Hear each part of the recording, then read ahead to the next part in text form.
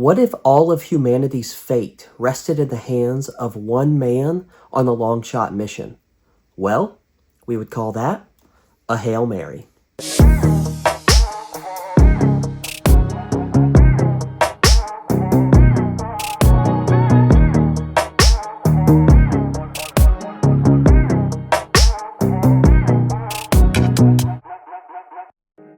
What's up guys, my name's Hayden Murphy, welcome to my YouTube channel. Today I'm going to be reviewing Project Hail Mary by Andy Weir. Now, I'm just going to bury the lead on this before I get into the review. I loved this book. It was great, it was excellent, it had everything I could ask for and more, with one caveat. If you want to know what that caveat is, you're going to have to stick around to the end of the video to find out.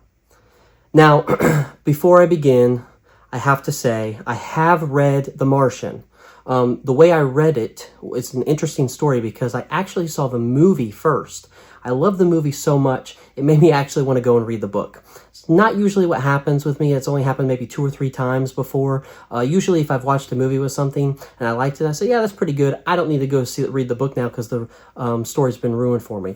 But that's not the case with The Martian. And I loved The Martian just as much as I love the movie, if not a little more. Now, I was going to do the same with this book, Project Hail Mary, because the movie is about to come out here actually by next week, March 20th. And I was going to wait to do what I did with, in the spirit of what I did with the Martian movie, watch the movie, and then read the book. But I had some close friends and relatives of mine who read the book and were just blown away by it, and they were just telling me how good it is. And I just had to bite the bullet and just go ahead and knock this book out before I saw the movie. I couldn't wait any longer, and I'm so glad I did because it was just chef's kiss. Now, if you're one of those people who don't prefer spoilers, or you're very nitpicky on spoilers, okay, I do want to warn you up front. I am going to reveal some things about the premise of this book, and seeing as how there's been at least 3 trailers released for this movie, I'm going to talk about things that at least the trailer has revealed, but nothing more. You better not! You better not! All right, now with that caveat out of the way, I do want to go ahead and explain the premise of this book to you, okay? So, this book starts off with an astronaut waking up. He's got tons of tubes plugged into his whole body, one of which is described, I kid you not, as his gentleman's equipment, which what I imagine is what the British call that area of their body. How dare you? And the astronaut notices that his fellow astronauts have died, and he's the only one alive left on the spaceship many, many miles away from home, and he's been sent there on a mission, but he doesn't remember anything about his name, who he is, where he is, and all this has to be discovered by him remembering things of his past. So the book is told in a non-linear storytelling way, which I love, and that gave me a lot of Interstellar vibes. I loved the movie Interstellar, and that's what reminded me of that movie the most in this book, was that as we're seeing the astronaut, whose name, by the way, is Ryland Grace. Spoiler alert, sorry. Why did you say that name? But Ryland Grace, who as he is progressing through the story in real time, he's having flashbacks reminding himself about his past and why he's there and what he had to go through to get to the moment where he's on the spaceship. And so in order to accomplish the mission in real time, he has to remember what happened in the past. And I loved that whole fundamental process of how the story was set up. It was wonderful. Now, the reason for his mission is that the scientists on Earth have discovered that the sun is somehow dying. It's starting to go out. And if they don't do something quickly, there's going to be a new ice age that arrives onto planet Earth. And so they start taking note of all the other stars nearest to ours and notice that all of them are dying as well. And they don't know why. They don't know what's going on. But they look way off into the distance and they see this one little star smiling back at them, and it kind of looks like this. And he's all happy-go-lucky because he's not dying. And yes, I will have to say, this is a real picture, okay? It's not any of that AI stuff, okay? Because believe me, I will never, ever speak ill of artificial intelligence. I will embrace and accept this much-needed change for our society. AI will never be used against us. Only good can come from AI. It should be loved by everyone on Earth. And you can quote me on that. I love AI. So the scientists want to know why this one particular star is not dying and all the other ones are. So in an effort to figure that out and potentially get an answer that could save their sun, they develop a mission called Project Hail Mary. And it is just an all last-ditch effort to save humanity by sending 3 astronauts out to this sun to collect data and figure out what is going on with the sun and send it back to planet Earth so that Earth can save themselves and all humanity will be saved. So essentially it's a suicide mission for these astronauts. What, we some kind of suicide squad? So I'll just say one more time, okay, in case you missed it the first time, all right? I am going to spoil something that is in the trailer of the movie, okay? Making sure that that is clear, that if you don't want spoiled for you, okay, click off now, okay? But it's fairly early on in the book, so it's not like a major twist or anything. But again, I respect people who might not want any spoilers done. Are you ready? All right, I'm going to go ahead and do it. 3, 2, 1. Okay. There's aliens in this thing. Aliens fix everything. So the astronaut Ryland Grace goes out to the sun or the star that is all happy-go-lucky, and sure enough, there's another spaceship already there, and it's got another it's got an alien on it. So the premise of the book and the whole plot is how Ryland Grace, the human, has to figure out how to work with this alien monster, which is called Rocky, due to his rocky nature of how he looks. And they have to figure out how to work together to save both of their respective planets from dying, because Rocky's planet is having the same problem with his star and sun. And that alone is what makes this book better than The Martian. What'd you just say?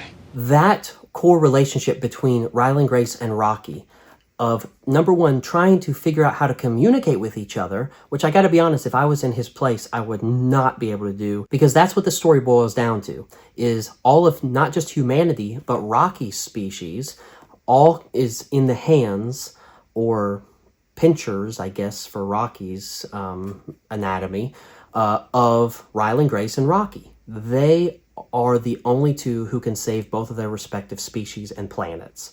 And how they have to learn to work together is really endearing and great, and the relationship and camaraderie with each other is just so awesome. It's kind of like the trope of like boy with his dog, but not, because Rocky is like way more intelligent than Ryland Grace, and he just knows things really, really well, and so it's like they're co-equals, right? But he's also this cool, like, little rock dude creature thing. Rock alien.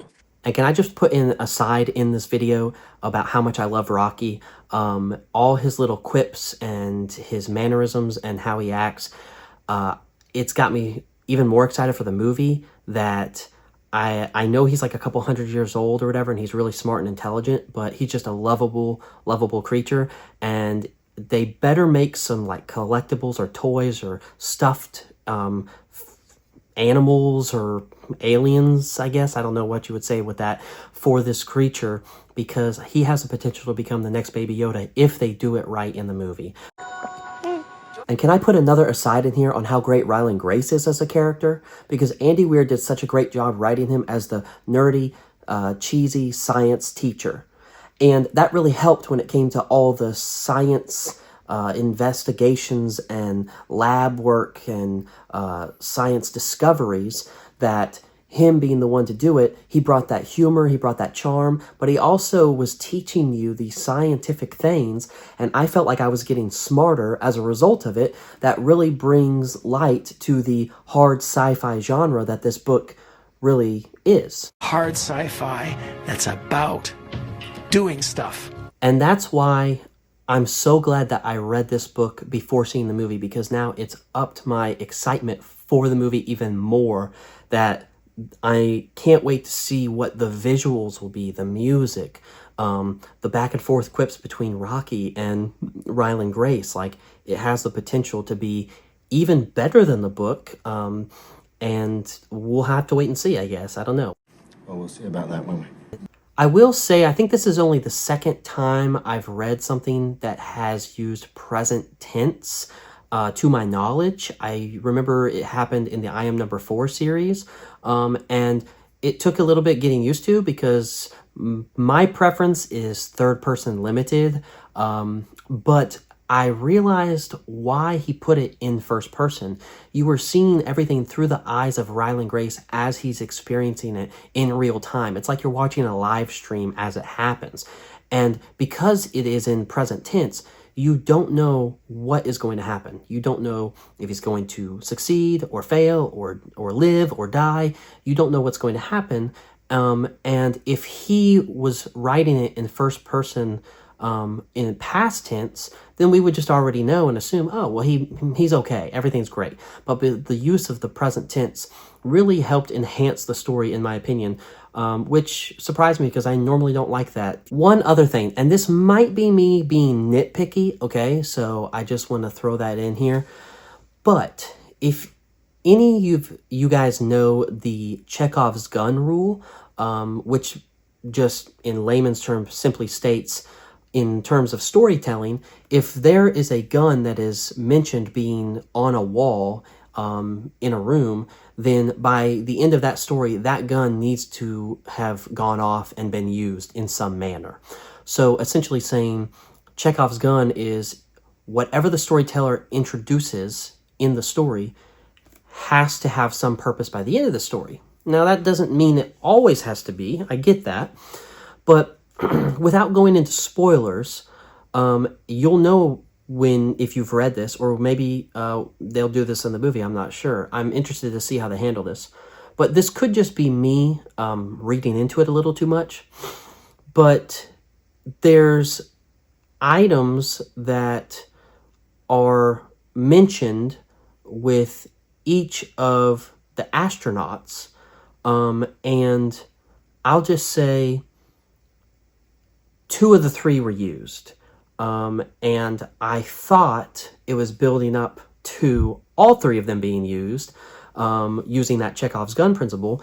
And I was kind of, surprised, like, oh, hey, he didn't do that. So I'd be interested to see if the movie sways from that a little bit. And it could just be nothing, honestly. It could just be reading into it a little too much. But I did take notice of that a little bit. I'd be interested if you guys think the same way, or, you're just like, Hayden, you're being dumb. There's nothing to that. Move on. Hey, no problem. I'm just saying, that's sometimes how my mind works. I read into things a little bit too much. And sometimes I get disappointed because of that. And so I know I mentioned at the beginning of the video that I really loved this book, with one caveat. And now that we've reached the end of the video, I would like to say what that caveat is. And I know I might get some flack from this in the comments, but just bear with me and hear me out, because I can't spoil it, and so I would ask that you don't spoil it either in the comments. But if you've read this book, you'll understand, and we can speak through maybe code, maybe, somehow. I don't know. But the one caveat I had with this book that bothered me a little because it was unsatisfying to a certain degree was actually the ending. The ending itself, while I didn't hate it, I will say it did subvert my expectations, and I did love that about it. That is one thing I really liked, and there was great things about it. But it just wasn't as satisfying in the sense that, again, speaking in code here, I wish that the opposite would have happened. I wish what happened would have been in the reverse with a little bit of a role reversal, if you get what I'm saying. Maybe when the movie comes out, I'd be interested to see if they change the ending, because in my opinion, it would have been a little more satisfying if it went the other way. And hopefully when the movie comes out, give it a little bit of time, maybe we can start speaking open spoilers about it. But that being said, I still liked the ending. It was not a terrible ending. It's not like it ruined the book for me. I just kind of wish like there was a little bit of like delayed like satisfaction. Like I was wanting this thing and I didn't get it. You can't always get what you want. All right, guys. Well, that's my review for Project Hail Mary. I hope you liked the video. If you do me a favor, like the video, subscribe. Let me know what your thoughts were on this book, and are you excited to see the movie? I am going to be reviewing the movie also next weekend when it comes out on the 20th. But in the meantime, you know, I've already released a review for Dungeon Crawler Carl, so maybe go and check that video out, and then come back in a week and check out my review for the movie, and we'll compare and contrast and see if it lived up to the hype and the levels of expectation that this book has enhanced, or comes crashing down like all of humanity's hopes and dreams. I appreciate you guys taking the time to watch this. Thank you very much, and I will catch you on the flip side. Bye.